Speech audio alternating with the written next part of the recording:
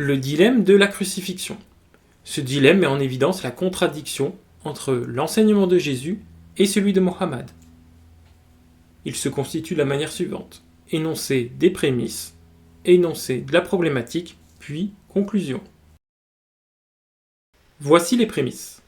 Prémisse 1, Jean 14, 26. Mais le Consolateur, Paraklétos, l'Esprit Saint que le Père enverra en mon nom, vous enseignera toutes choses et vous rappellera tout ce que je vous ai dit. Ici, c'est Jésus qui parle. Le Paraclet doit donc rappeler les paroles de Jésus. Prémisse 2.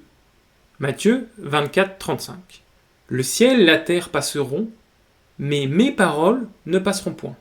C'est toujours Jésus qui parle. Les paroles de Jésus ne peuvent donc être abrogées. Prémisse numéro 3. 1 Corinthiens 1, 23. Nous prêchons Christ crucifié. Scandale pour les Juifs et folie pour les païens. Ici, ce sont les apôtres qui parlent. 1 Corinthiens 15, 14. Et si Christ n'est pas ressuscité, notre prédication est donc vaine, et votre foi aussi est vaine. Les apôtres prêchent un Messie crucifié, les païens pensent que c'est une folie, et si on pense que le Messie n'est pas crucifié et ressuscité, la foi aussi est vaine. Prémisse numéro 4. Matthieu 17, 23. Ils le feront mourir et le troisième jour, il ressuscitera. Ils furent profondément attristés. Ici, on parle de Jésus. Matthieu 16, 21. Dès lors, Jésus commença à faire connaître à ses disciples qu'il fallait qu'il allât à Jérusalem, qu'il souffrit beaucoup de la part des anciens et des principaux sacrificateurs, et des scribes, qu'il fut mis à mort et qu'il ressuscita le troisième jour. Marc 8, 31. Alors il commença à leur apprendre qu'il fallait que le Fils de l'homme souffrit beaucoup, qu'il fût rejeté par les anciens, par les principaux sacrificateurs et par les scribes, qu'il fût mis à mort et qu'il ressuscita 3 jours après. La liste complète des occurrences des versets où Jésus annonce sa passion est la suivante.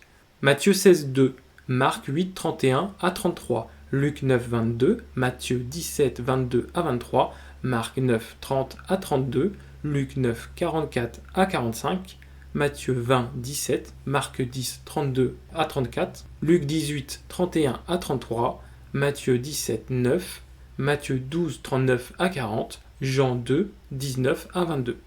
Jésus annonce sa crucifixion et sa résurrection. Prémisse numéro 5. Coran, sourate 4, versets 157 à 158. Et à cause de leurs paroles, nous avons vraiment tué le Christ, Jésus, fils de Marie, le messager d'Allah. Or, ils ne l'ont ni tué, ni crucifié, mais ce n'était qu'un faux semblant, ou il leur a semblé ainsi. Et ceux qui ont discuté sur son sujet sont vraiment dans l'incertitude. Ils n'en ont aucune connaissance certaine, ils ne font que suivre des conjectures, et ils l'ont certainement pas tué, en parlant ici des gens du livre. Mohammed ne prêche pas un Christ crucifié.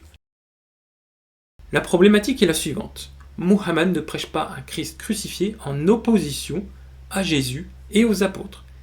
Il est comme les païens et sa foi est vaine. La conclusion est la suivante. Mohammed ne peut être le paraclet car il doit rappeler tout ce que Jésus a dit et non abrogé, voire la prémisse 1. Mohammed contredit directement le Christ, il est donc un faux prophète, voire la prémisse 2. Ce dilemme se conclut sur le fait que Mohammed ne peut être le paraclet et qu'il est un faux prophète.